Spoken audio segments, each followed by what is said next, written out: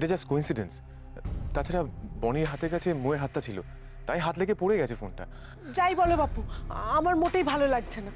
কারণ বালাই নেই, সকাল থেকে একের পর এক অঘটন ঘটেই চলেছে। সংসারে কার কুদৃষ্টি পড়লো কে জানে। আমি বলি কি, একটা পুজো আচ্চা করেই দেখুন না দিদি। আনাকা কি, তুমি থামবে? মাকে প্যানিক করা বন্ধ করো, যাও তুমি ঘরে যাও।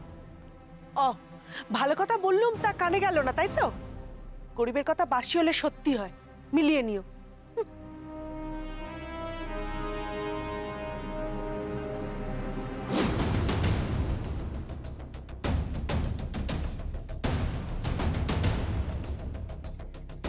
মা, তুমি এখনো আন্না কাকির কথাগুলো ভাবছো? আমি মৌয়ের কথা ভাবছি। কাল সকালে ঘুম থেকে উঠে ও যখন ওর ফোনটা চাইবে তখন কি বলবো বলতো? চিন্তা করার কি আছে সুমা, একটা নতুন ফোন কিনে দেবো।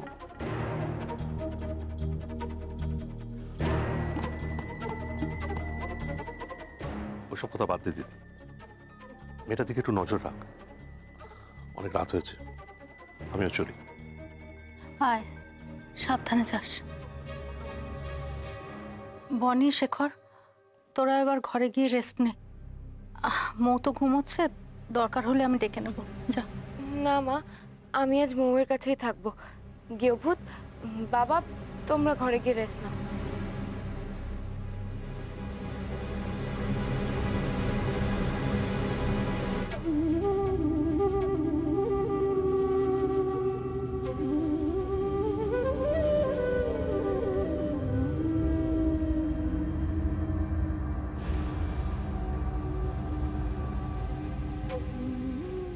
মা,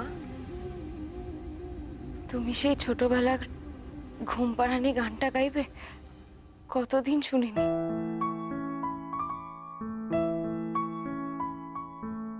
সোনা ঘুমলো, পাড়া জুড়লো, বর্গি এলো দেশে,